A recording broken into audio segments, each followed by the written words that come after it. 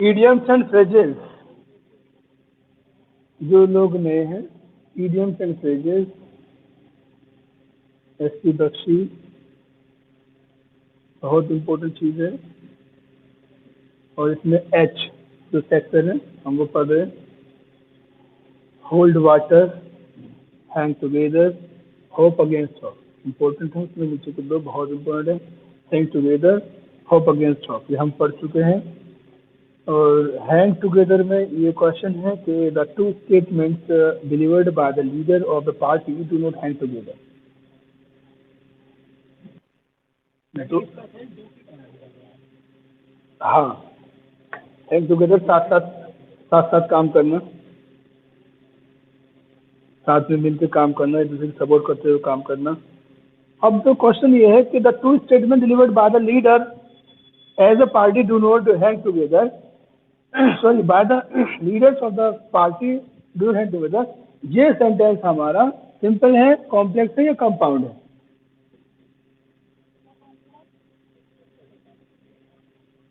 बताओ कैसा है? सिंपल सेंटेंस में केवल एक फाइनाइट वर्ब होती है। कॉम्प्लेक्स सेंटेंस में सबऑर्डिनेटिंग कंजंक्शन होते हैं, सबऑर्डिनेट क्लास होती है, यानी एक मेन क्लॉज होती है और एक उस पर आधारित क्लास होती है। जैसे मुझे सुनो, सुनो जो मैं कहता हूँ, तो जो मैं कहता हूँ मुझे सुनो, ये दो अलग अलग क्लास हो गई। मुझे सुनो क्या, जो मैं कहता हूँ। अगर हम खाली जो मैं कहता हूँ तो ये किस तरह की क्लास होगी? प्रिंसिपल क्लॉज या सबऑर्डिनेट क्लॉज?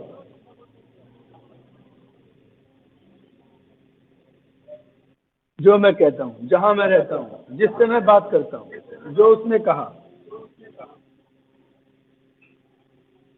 ये सब अधूरे सेंटेंस है ना। जो उसने कहा, पता नहीं क्या कहा। जहां मैं रहता हूँ, पता नहीं कहाँ रहता हूँ। जिस तरह से मैं बात करता हूँ, कुछ अधूरापन है। जो अधूरे सेंटेंस होते हैं वो हमारे सबऑर्डिनेट क्लॉज होते हैं। जो भी अधूरे सेंटेंस होते हैं वो हमारी होती है सबऑर्डिनेट क्लॉज। जो भी अधूरे सेंटेंस वो होती है हमारे सबऑर्डिनेट क्लास। जैसे यदि मैं वहां गया तो कुछ अधूरापन है, तो मैं उसको पीटूंगा,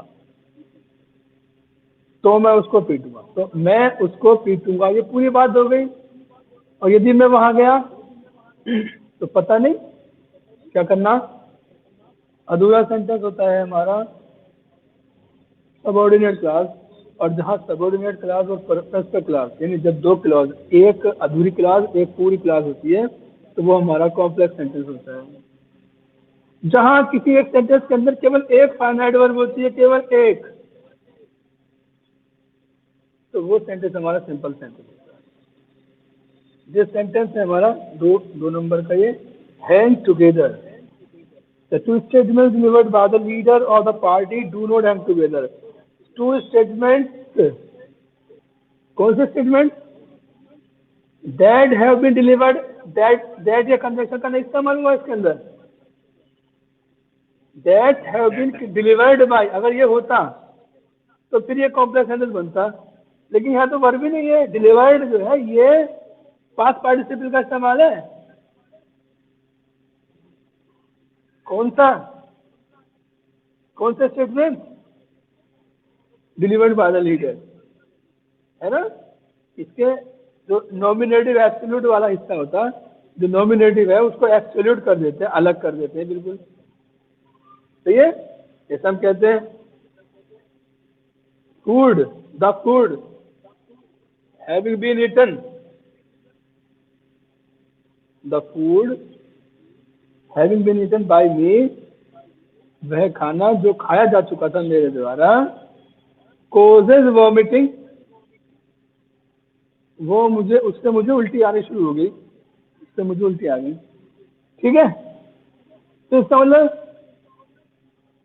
इसे हम डिटेल में पढ़ चुके हैं। अगर आप इस लेवल पे भी अगर भूल रहे हैं तो इनको थोड़ा रिवाइज करो, ये चीज़ें इम्पोर्टेंट है। हैंग टुगेदर, तो देखिए इसके अंदर केवल एक वर्ब है, party do not hang together, do not verb की फर्स्ट डू नॉट हैंग, ये सिंपल सेंटेंस। अब हम इससे ऊपर वाले सेंटेंस की बात करें, होल्ड वाटर, आवाज लगना, अच्छी लगना, बातें कानों में अच्छा महसूस करना। His statement will not hold water. His statement will not hold water as क्योंकि it is not based on fact, क्योंकि ये based on fact नहीं है, क्योंकि ये फैक्ट पर आधारित नहीं है, इसलिए उसका स्टेटमेंट मेरे कानों में अच्छा नहीं लग रहा, मुझे अच्छी नहीं लग रही उसकी बात। ये कॉम्प्लेक्स हो गया क्योंकि ये कंजंक्शन ऐसे शुरू हो रहा है, जुड़ रहा है। तो हैंग टुगेदर, साथ साथ रहना, सपोर्ट के साथ काम करना, एक दूसरे के साथ कांधे से कांधे मिला के रहना। होप अगेंस्ट होप का मतलब है ना उम्मीदी के बाद भी एक उम्मीद अपने दिल में कायम रखना। और आगे मैं एक और स्क्रीन शेयर आपको कर रहा हूँ।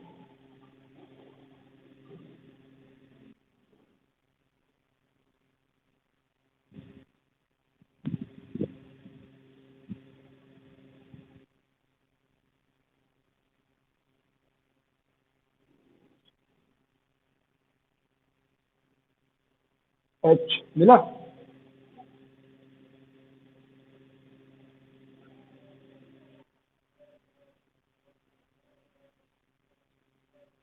इसमें एच से 26 तक है और इन पर निशान लगाएंगे, तो ये हमें जरूर याद करने हैं। 4 नंबर का ये have an axe to grind बहुत इंपॉर्टेंट है। Have the gift of gap, ये भी इंपॉर्टेंट है। छठा भी इंपॉर्टेंट है, हिट बिलो द बेल्ट। सातवां भी होल्ड वन टंग, हरकुलियन टास्क भी, इसमें सब अच्छे हैं, चलो इससे पढ़ ही लेते हैं। Have an axe to grind बहुत ही इंपॉर्टेंट है, ये बहुत आता है, 11वीं से तुम्हारी याद भी होगा।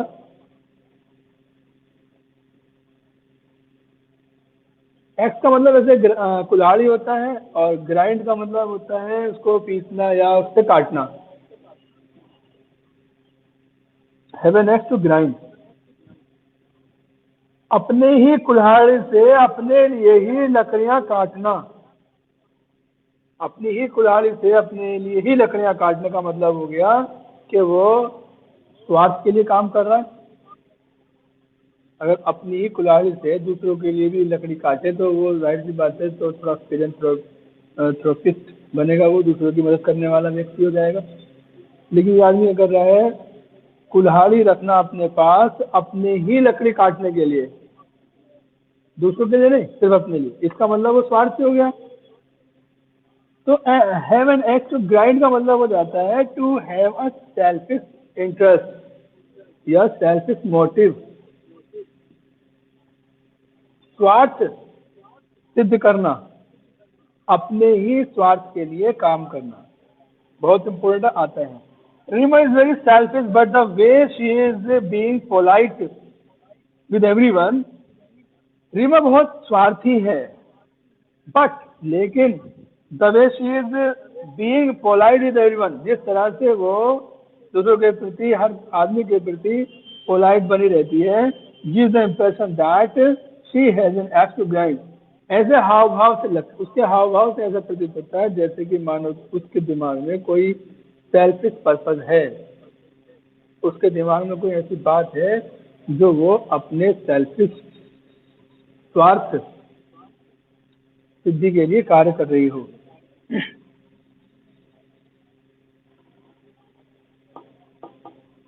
नेक्स्ट है have the gift of gap. Gift of gap का मतलब होता है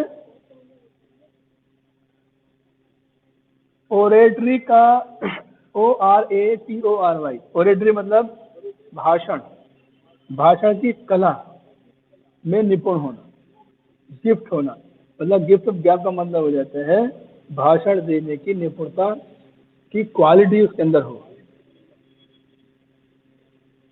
जैसे हम कहते हैं mister Modi has a gift of gap, mister Modi के अंदर गिफ्ट ऑफ गैप है, उनके अंदर गैप गैप।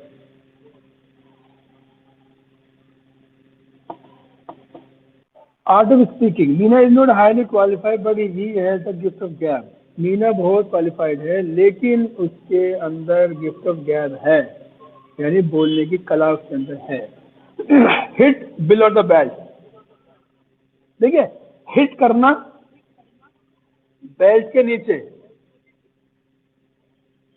बेल्ट जहां बांधी जाती है उससे ऊपर का हिस्सा आदमी का तंदुरुस्त ताकतवर होता है। कुछ नियम बनाए गए हैं कि भाई आप बेल्ट के नीचे प्रहार नहीं करेंगे, अगर आप बेल्ट के नीचे प्रहार करेंगे तो वो फाउल माना जाएगा। यदि कोई व्यक्ति फिर भी बेल्ट के नीचे प्रहार करता है तो इसका मतलब वो अनफेयरली, गलत तरीके से गेम को खेल रहे हैं। ठीक है, हिट बिलो द बेल्ट का मतलब होता है टू स्ट्राइक अनफेयरली, प्रहार करना अनैतिक गलत तरीके से, गैर कानूनी ढंग से प्रहार करना। You should always face the enemy boldly and never hit him below the belt. हमें अपने दुश्मन का सामना बहादुरी से करना चाहिए, बोल्डली बहादुरी से करना चाहिए, and never hit him below the belt. हमें कभी भी उसको बेल्ट के नीचे नहीं मारना चाहिए, यानी हमें उसको कभी भी गलत तरीके से उसको नहीं मारना चाहिए।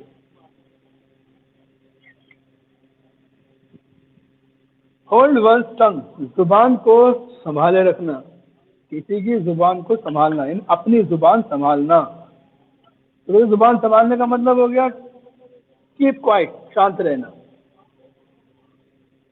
जुबान बंद करो, जुबान संभालो का मतलब हो गया बोलना बंद करो। देखिए क्वाइट के बाद है, क्वाइट की स्पेलिंग है QUIET, QUIET, क्वाइट। इसका मतलब है बिल्कुल, सॉरी शांति। कीप का मतलब रखना, कीप क्वाइट का मतलब होगा शांति रखना, ये शांति बनाए रखना। अब एक क्वाइट होता है QUITE, QUITE, क्वाइट। अब इस क्वाइट का मतलब होता है बिल्कुल, संपूर्ण। जैसे आई एम क्वाइट वेल, मैं बिल्कुल ठीक हूँ।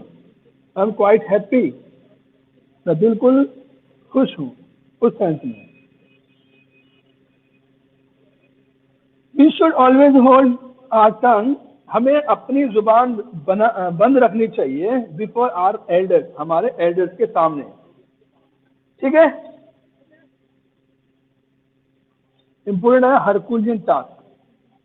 हरकुलस को बहुत बड़ा ताकतवर योद्धा माना जाता है ग्रीक लिटरेचर के अंदर। कहानी पढ़ाएंगे किसी दिन,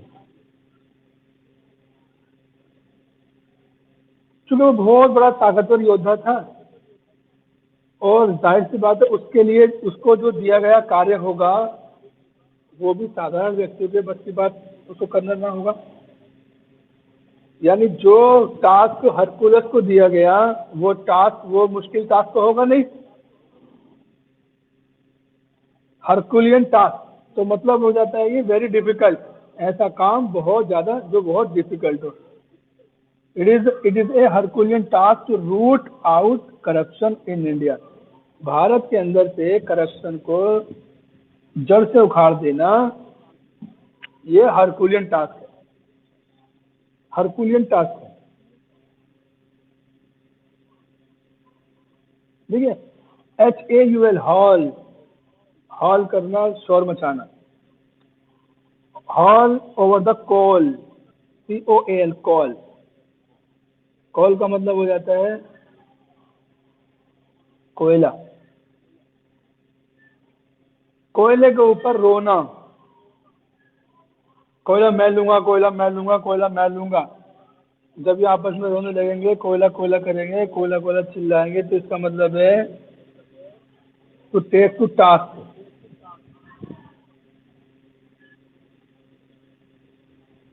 टेक टू टास्क का मतलब हो जाता है काम में लगा देना। क्या मतलब हुआ? कॉल कॉल चिल्लाएंगे तो इसका मतलब जब लड़ाई झगड़े होंगे तो जाहिर सी बात है कोई ना कोई तो आएगा आपको बचाने के लिए, समझाने के लिए। तो जो लोग दूसरे बेचारे अपना अपना काम कर रहे थे, तुमने उनको भी अपने काम में लगा लिया। टेक टू का मतलब होता है यील्ड होना, मजबूर हो जाना। टेक टू, और टेक टू के बाद आईएनजी फॉर्म आती है, टू के बाद उनकी फर्स्ट फॉर्म नहीं आती, टेक टू के बाद। टेक टू, गिव टू, वही है given to, taken to, owing to, with a view to, in addition to, look forward to, इनके बाद आईएनजी फॉर्म आती है।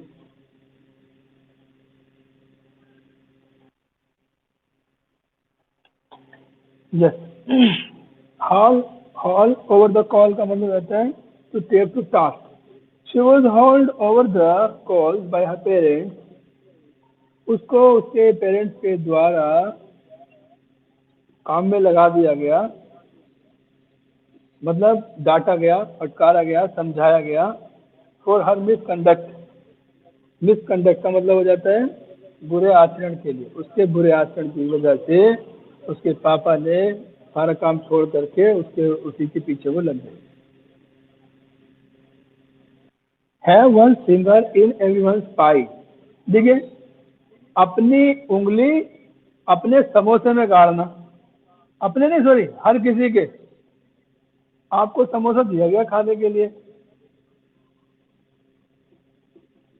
आपको समोसा दिया गया खाने के लिए और आप उस समोसे में मटर ढूंढ रहे हैं।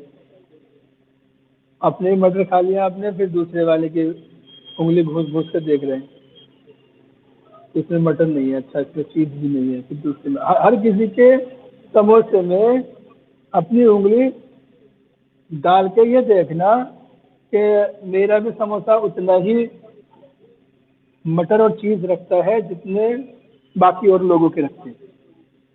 इसका मतलब आप अपने समोसे को, अपनी बात को, अपनी सोच को पार्टेक कर रहे हैं, एक्सचेंज कर रहे हैं अपनी चीज को, कि अदला बदली कर रहे हैं दूसरे से।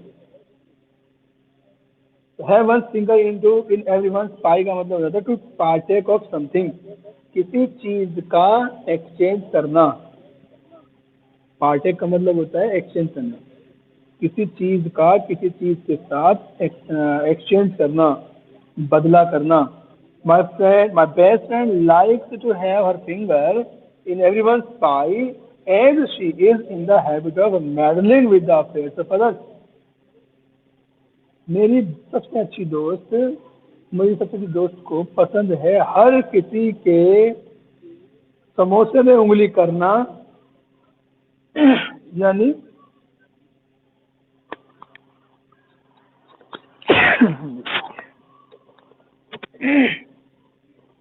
क्योंकि उसको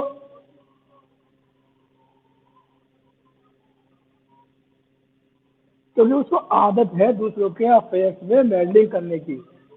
मेडल का मतलब होता है बीच में हस्तक्षेप करना, मिक्सअप होना, दूसरों के अफेयर्स में, दूसरों के पंगों में टांग अड़ाने से उसे अच्छा लगता है, इसीलिए वो हर किसी के समोसे में उंगली करने लगती है।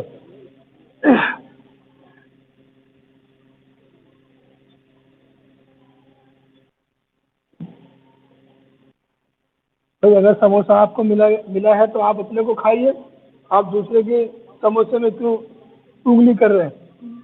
इसका मतलब आप दूसरों के अफेयर्स में हस्तक्षेप कर रहे हैं, हिस्सेदार बन रहे हैं। हिस्सेदार बन रहे हैं आप जबरदस्ती से, जैसे ये करते हैं हमारे लेफ्टिनेंट साहब, ये अपना भी बखर पी जाते हैं, दूसरों का भी पी जाते हैं, जो उन्हें नहीं करना चाहिए।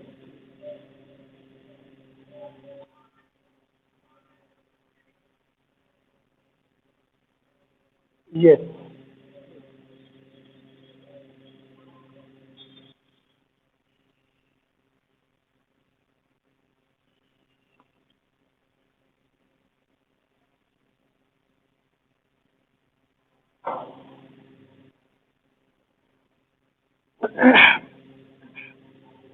हाल हाल्कियोन डेज, हाल्कियोन डेज पीसफुल डेज, ऐसे याद कर लेना। इसकी कोई अगर की बना सको तो बना लेना।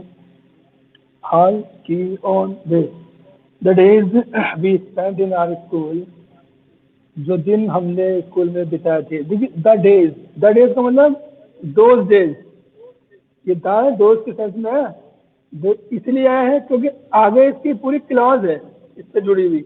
द डेज, कौन से days? That we spend in our school life, जिनको हमने बिताया था अपने स्कूल लाइफ में, are the halcyon days of our life, बहुत ही पीसफुल डेज थे हमारी जिंदगी। यहाँ डेज से पहले दा जरूर लगेगा, अगर दा नहीं लगेगा तो सेंटेंस गलत हो जाएगा।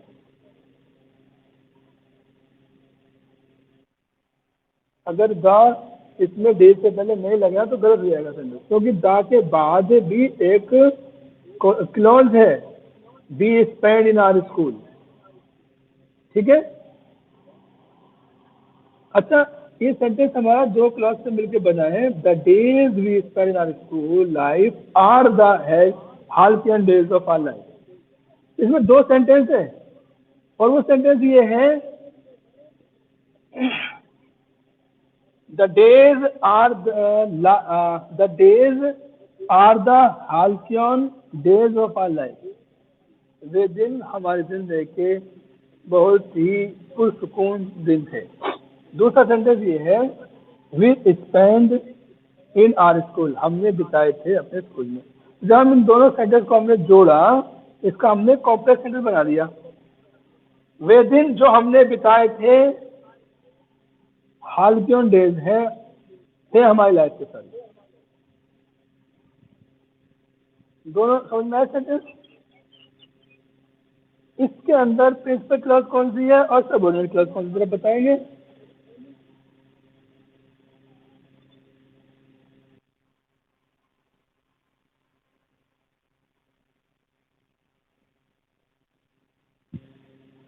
दिन बताए थे ना ये मैंने। बताओ।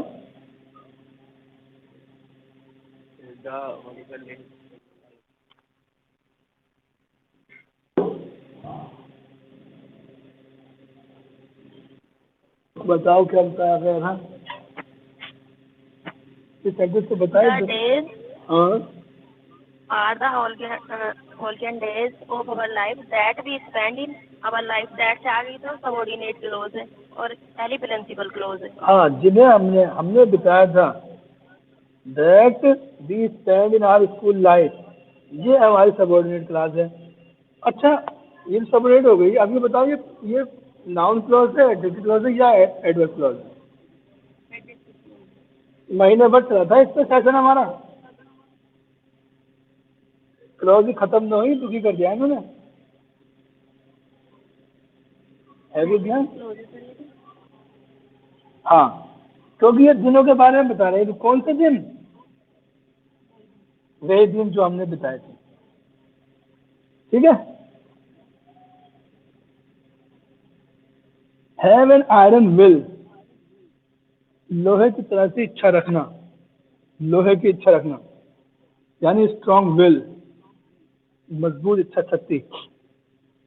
If we have to live among the mean and selfish people, अगर हमें जीना है, if we have to live, अगर हमको जीना है, हैव टू जीना है, अगर हमें जीना है among the mean and selfish people, कमीने और स्वार्थी लोगों के मध्य में, तो we must have an iron will, हमें आयरन विल हमारे पास होनी चाहिए, मजबूत इच्छा शक्ति हमारे पास होनी चाहिए। Hold out an olive branch, hold out an olive branch, olive का मतलब होता है जैतून। ठीक है, जैतून की पत्तियां, जैतून के पत्ते शांति का प्रतीक होते हैं।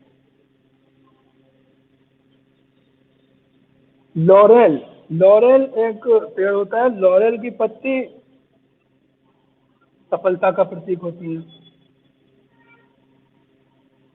जैसे हमारे यहाँ हिंदू धर्म में तो पता नहीं, मुसलमानों में जो बेरी का पेड़ होता है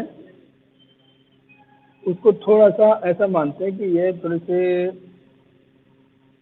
जो सैड सोरोफुल ओकेजन्स होते हैं ना, यानी कब्र पर डालते हैं उसे, बेरी के पत्ती, बेरी की कुछ टहनियों को, कांटों वाली टहनियों को।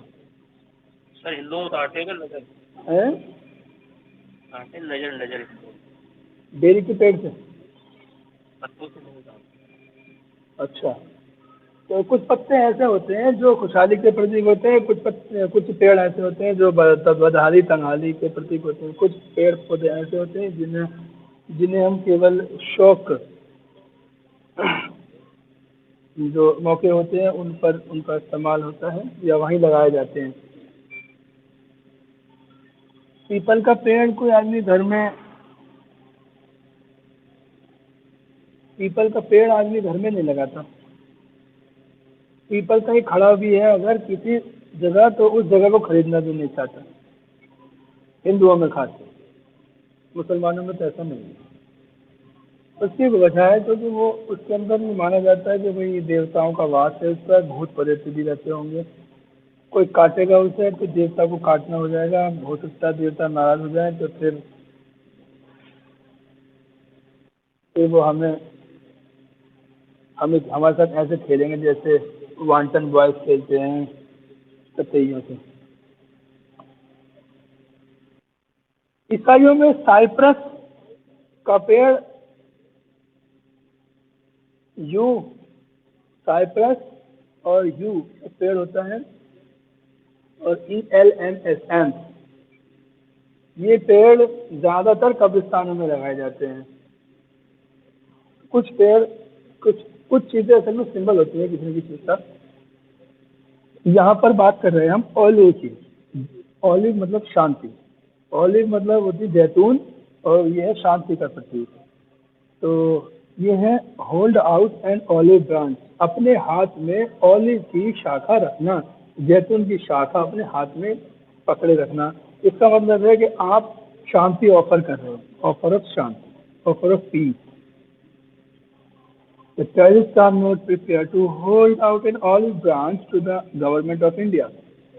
टेररिस्ट तैयार नहीं है जैतून की शाखा अपने हाथ में पकड़ने के लिए, to the government of India, government of India के लिए।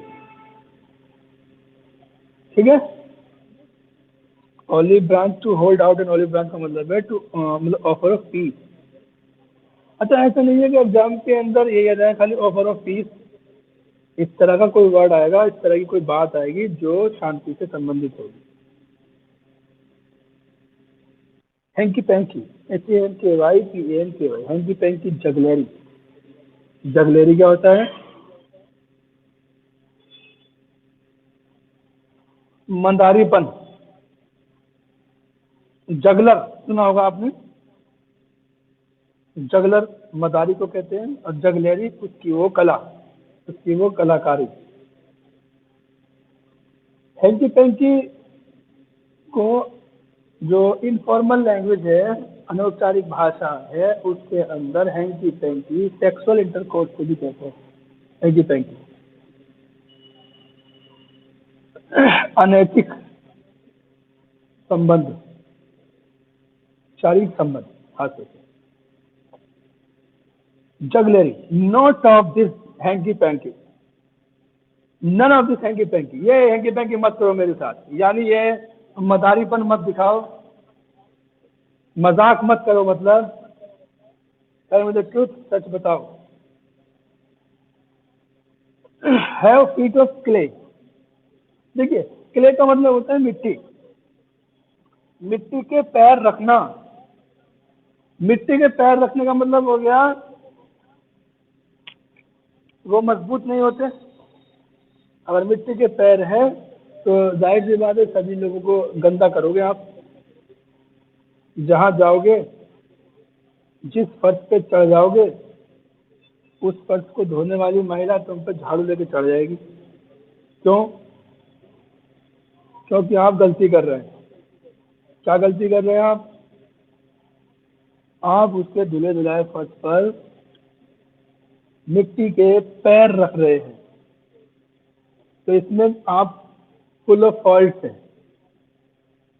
मतलब गलती आपकी है, उसकी झाड़ू की गलती नहीं है, उसकी पिटने की गलती नहीं है, बल्कि गलती आपकी है। Full of fault.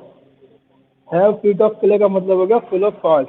The CBI inquiry has revealed that many ministers have feet of clay। CBI inquiry ने रिवील कर दिया है, खुलासा कर दिया है कि बहुत सारे मिनिस्टर्स के पैर मिट्टी के हैं, क्ले, कच्ची मिट्टी के, यानी वो गलती से भरे हुए हैं, फॉल्ट है उनके अंदर।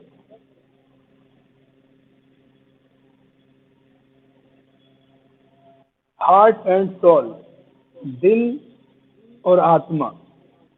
मैं दिल, तन, मन और जान से आपका साथ दे रहा हूँ का मतलब है तन, मन और जान, यानी सब कुछ, यानी पूर्ण रूप से, यानी डिवोटेडली, यानी संपूर्ण समर्पणता से, हार्ट एंड सोल, समर्पणता के साथ। हार्ट एंड सोल का मतलब ही दिल दिमाग के साथ है, इसके साथ विद नहीं लगाएंगे, यानी ये एडवर्ब के रूप में इस्तेमाल होगी। He took part in the annual function Heart and Soul। He took part in the annual function Heart and Soul। उसने एनुअल फंक्शन में हिस्सा लिया हार्ट एंड सोल के साथ, यानी पूर्ण रूप से समर्पणता के साथ, एकदम कुर्बान होकर, dedicated.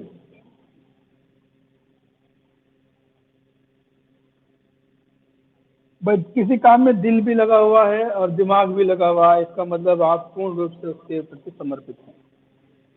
Hard and fast, hard and fast का मतलब होता है strict and definite. Hard and fast का मतलब होता है स्ट्रिक्ट एंड डेफिनेट, निश्चित।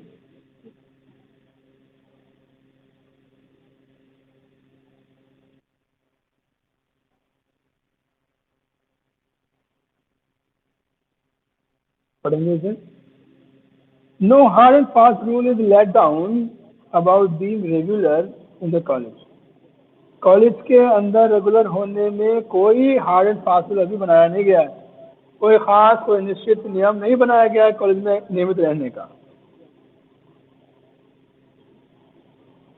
हैंग फायर,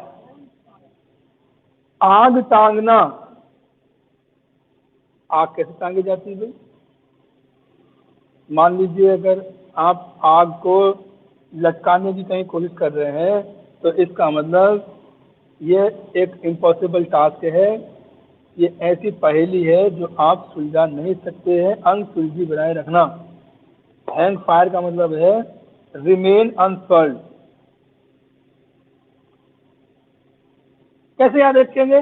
कश्मीर की problem has been hanging fire for many years. Kashmir की प्रॉब्लम बहुत साल से आग ही लटका रही है। आग लटका रही है मतलब आग ही आग, इधर से भी गोली चलती है, उधर से भी गोली चलती है, इधर से बारूद, उधर से बारूद, तो आग ही आग लग रही है, यानी समस्या सॉल्व नहीं हुई। तो हैंग फायर का मतलब हो जाता है रिमेन अनसॉल्व्ड, कोई भी चीज अनसुलझी रहना।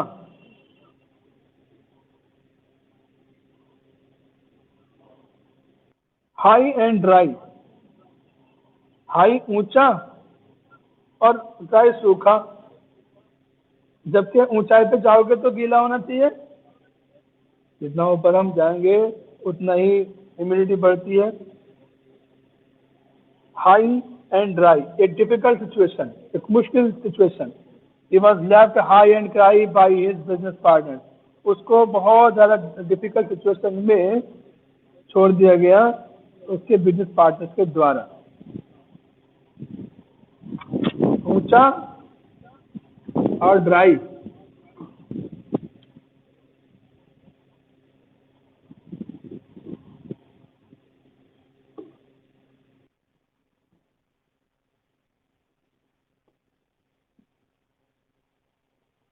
Hit the nail on the head, important है, 20 निशान लगा लेना। अभी मैं इसके और लगवाऊंगा अभी। Hit the nail on the head. अगर हमें किसी को मारना है तो अगर उसके हाथ पर प्रहार करेंगे तो वो शायद मरेगा नहीं, लेकिन अगर वो कील अगर आप सीधे उसके सर में ठोकेंगे तो वो सही जगह लग जाएगी कील। कील छोड़ो, गुलमेग की बात करते हैं। गुलमेग जानते हो? क्या आप लोग गुलमेग जानते हैं? जी सर। यस, गुलमेग ही ठोकनी है आदमी को मारने के लिए। क्रूसीफाई करना है, अगर हाथ पैरों में गुलमेग ठोकेंगे तो वो जल्दी से मरेगा नहीं, तड़पेगा बहुत, धीरे धीरे उसकी जान निकलेगी। लेकिन अगर आपने वो नेल उसकी उसकी टीक में, टीक समझ रहे? आज तो बिल्कुल सर पहुंचते हैं आपके ओल्ड मेमोरी। बहुत देर से याद आ रहा था मुझे ये वर्ड, तो मैं सोच रहा था इस्तेमाल कहाँ करना। तो अगर नेल, अगर गुलमेग आप किसी की टीक में ठोक देंगे तो क्या होगा? सही समय पर सही काम कर देंगे उसको मारने के लिए। ये भाई, hit the nail on the head का मतलब होता है to do the right thing at the right time. सही समय पर सही काम करना, सही समय पर सही काम करना। He hit the nail on the head by resigning the job। अपनी जॉब को रिजाइन दे करके उसने सही वक्त पे सही समय पर सही काम किया। Hobson's choice, no alternative. आपको गूगल करना है, हॉब्सन के बारे में मुझे बताना है, दोबारा जब मुलाकात होगी, ठीक है? हॉब्सन कौन था, ये क्या था, इसकी क्या कहानी है, इसकी चॉइस आपको बतानी है। कोई अल्टरनेटिव नहीं, कोई विकल्प नहीं। जैसे मैं क्वेश्चन पूछता हूँ कि कोई क्वेश्चन बताइए, तो आप पूछते सर वो कोई ऑप्शन बता दीजिए, तो मैं आज के बाद में कहूँगा no option, it is Hobson choice. ठीक है? तो Hobson choice, no alternative. The employees in the private sector, private sector के जितने भी कर्मचारी हैं वे हैव हॉब्सन चॉइस, उनके पास कोई चॉइस नहीं रहती है, ऑप्शन की चॉइस रहती है,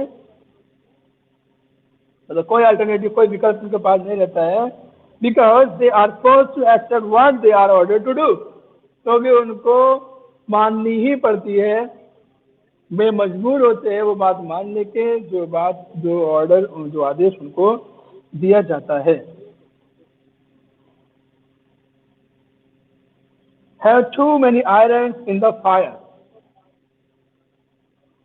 बहुत सारे आयरन को, बहुत सारे लोहों को, आयरन का मतलब एक, अगर IRON, आयरन का मतलब होता है लोहा, और आयरन का मतलब होता है लोहे की छोटी छोटी चीजें। अब चाहे वो हथकड़ी हो, या बेड़ियां हो, या लोहे की जंजीर हो, या लोहे के सिक्के हो, या लोहे की छोटी छोटी स्क्रैप हो, जिसको गला करके भट्टी में डाल करके और उसको कोई दूसरा रूप नया दिया जा रहा हो। क्वेश्चन है हमारा ये,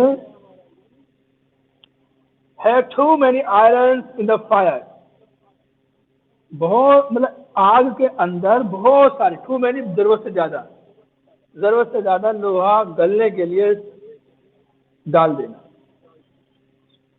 जब ये लोहार भट्टी के अंदर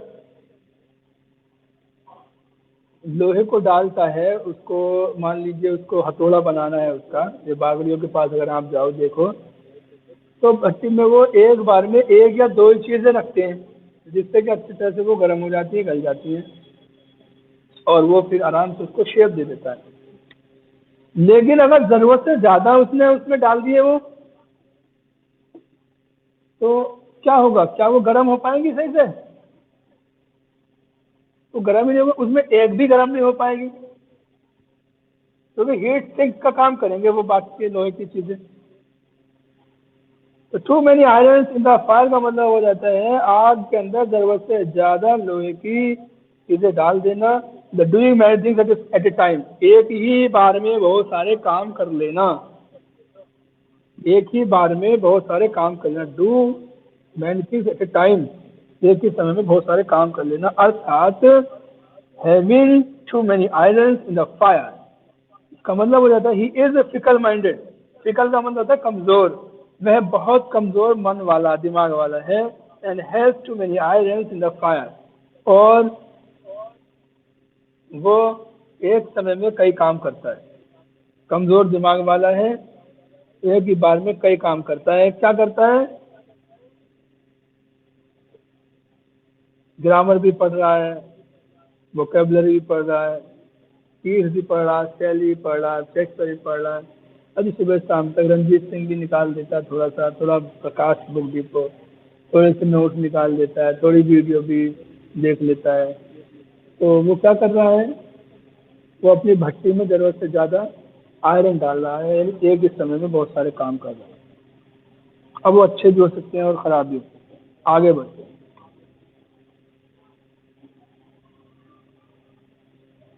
23 होल्ड इन एबियंस। देखिए एबी, ABEYANCE, OBEY नहीं है, एबियंस। एबियंस का मतलब होता है किसी चीज पर स्टे लेना, रोके रखना, ठहरे रखना। तो मतलब किसी चीज पर स्टे रख देना का मतलब हो गया पोस्टपोन कर देना। पोस्टपोन का मतलब हो गया टाल देना। For lack of funds, the district administrator has held the construction of road in abeyance. Fund की कमी के कारण शहर के प्रशासक ने, यानी डीएम साहब ने, कंस्ट्रक्शन, रोड के कंस्ट्रक्शन के कार्य को एबियंस में डाल दिया, मतलब उसको टाल दिया। हाई एंड माइटी, ऊंचा और शक्तिशाली। ठीक है, ऊंचा है और ताकतवर है। तो ऊंचे लोग, बड़े लोग, ताकतवर लोग, घमंडी लोग। इसके ऊपर आया था हाई एंड ड्राई, अभी आया था ना 19 number, high and dry. High and dry तो वो ड्राई सिचुएशन थी, डिफिकल्ट सिचुएशन, मुश्किल समस्या, मुश्किल हालात। और हाई एंड माइटी का मतलब हो गया proud person. The high and mighty forget that everything in the world is transient.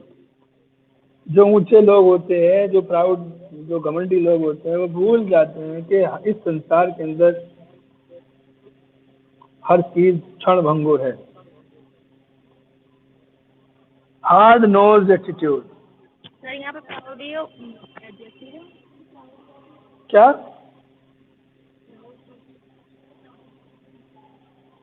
Proud ही नहीं होता वर्ड, प्राउड या प्राइड। प्राइड घमंड हो गया, प्राउड ही तो प्राउड का वैसे बना लेते हैं, जबरदस्ती का वर्ड जो होते हैं। प्राउड पर्सन, खाली प्राउड कह दो, प्राउड भी एडजेक्टिव खाली। इन्होंने प्राउड पर्सन कर दिया पूरा बहुवचन के लिए। हार्ड नोज एटीट्यूड, देखिए हार्ड का मतलब मुश्किल, नोज का मतलब नाक वाला। जो डिफिकल्ट नाक होती है, कुछ लोगों की नाक होती है मुलायम। नाक मुलायम होगी तो अगर आप उनसे नाक लड़ाएंगे, मतलब उनसे लड़ाई करेंगे, तो नाक उनकी मुलायम है, मुड़ जाएगी, वो अपनी मुड़ जाएगी नाक, तो अपना साथ बैठ जाएगी। ठीक है। और जिसकी नाक इतनी मजबूत हो के मुड़े ही ना लड़ाई में, तो वो कैसा होगा उसका एटीट्यूड? एग्रेसिव होगा, आक्रामक होगा। तो जिसकी नाक नाक मजबूत मजबूत नाक वाला होगा कैसा आदमी? एग्रेसिव। सही है। हार्ड नोज एटीट्यूड, क्या नाक भी अगर मार दे तो समझ लो खून निकल जाए आपको। ठीक है, ऐसे याद करेंगे। हार्ड नोज, उसकी इतनी नोज हार्ड है कि एक बार नाक मेरे सर में मार दी थी, नाक गड़ गई थी सर में, कई 1000 रुपए लगे, मेरठ में कई दिन भर्ती रहा। याद रहेगी। Aggressive. I don't know why my teacher always has a hard nose. यार ये तो गलती आ गया, तो टीचर पे आ गया सेंटेंस। आई डोंट नो, मुझे नहीं पता, why my teacher always has a hard nose attitude. तो मुझे नहीं पता मेरे टीचर मेरे प्रति क्यों हमेशा मुश्किल एटीट्यूड रखते हैं, एग्रेसिव एटीट्यूड रखते हैं, उन्हें देख के मुझे गुस्सा आ जाता है। ये इस वक्त है क्या हमारी क्लास? जी सर, इतना है इस वक्त है पास कहाँ? है हमारे पास। वालेकुम अस्सलाम। तो कहाँ है भाई तू? कैसे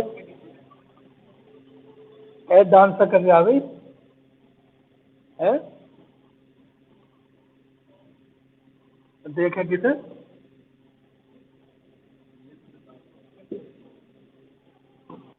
चलो आगे पढ़ते हैं, ये तो काम में लगा रहे हैं। High and mighty, hard nose attitude, hold in lease, leash LEASH, restraint करना, ऐसे मतलब रोकथाम करना। Hold in leash LEASH, leash. As a responsible leader of a party, you must hold criticism of party workers in leash. ठीक है, hold कहाँ आया? Verb है क्योंकि लीश। एक जिम्मेदार लीडर, पार्टी के जिम्मेदार लीडर की हैसियत से, क्योंकि आप एक जिम्मेदार लीडर है पार्टी के, तो you must hold criticism of party workers in leash LEASH। Clear? To restraint, रोकथाम करना, चेक करना। अब इसमें निशान लगा लो कौन कौन से इंपोर्टेंट चाहिए। एक तो होल्ड वाले मैंने शुरू में बताया था, दूसरा तीसरा hang together, hope against of, important है, याद ये करने हैं ये। चौथा have an axe to grind, have the gift of gab, hit below the belt, hold one's tongue, Herculean task. उसके बाद ऑल ओवर द कॉल याद कर लेना, अगर क्वेश्चन मुश्किल, पेपर मुश्किल आया तो ये आ सकता है। 10वां इंपॉर्टेंट है। हाल्कियन डेज इंपॉर्टेंट है, 11वां याद कर लेना। आयरन विल भी याद कर लेना। ऑलिव ब्रांच वाला hold out and olive branch भी याद कर लेना। और उसके बाद आप द फीट ऑफ क्ले भी याद कर लेना, मुश्किल क्वेश्चन आते पर आएगा तो। 17 हार्ड एंड फास्ट याद कर लेना। हार्ड एंड हाई कंट्रोल तो आपकी याद हो जाएगा, कोई दिक्कत नहीं है। 18 हैंड फायर याद कर लेना। 20 hit the nail on the head याद करना जरूर। उसके बाद हॉब्स एंड चॉइस याद करना। उसके बाद too many irons in the fire याद करना। उसके बाद अगर याद रह जाए होल्ड इन एबियंस तो याद कर लेना। हाई एंड माइटी याद करना। उसके बाद हार्ड और एटीट्यूड याद करना। होल्ड इन लिस्ट याद करना या मत करना, एग्जाम में आ जाएगा तो कर देना, ना आएगा तो मत करना। ओके, ये बात हुई। उसके बाद हमारा है अगला, स्क्रीन शेयर करूंगा मैं भी, करते हैं थोड़ा सा, फिर बात कर लेते हैं आप लोगों से। 15 लोग हमारी क्लास में अभी हैं।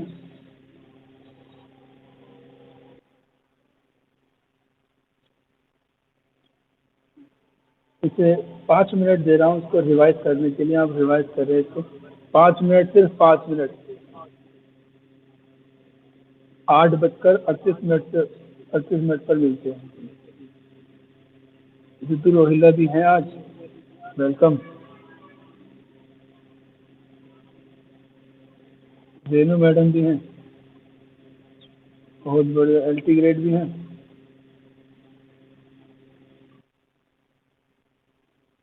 राजेंद्र एस हैं। चलिए 14 कैसे होगा, ये तो 15 पे कौन चलेगा, इनका इंतकाल हो गया।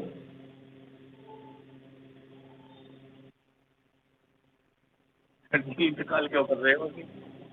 देखो 13 हो गए, एक और चले गए। अच्छा अच्छा, रेस्ट करने गए। ओ यार, आई एम सॉरी, मैं तो बात करने की मूड में था।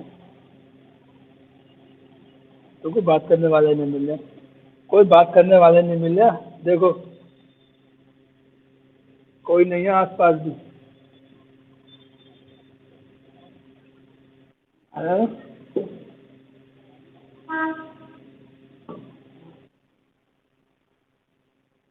अरे ऐसे तो अब यार क्या बता, क्या करना, कह नहीं सकते।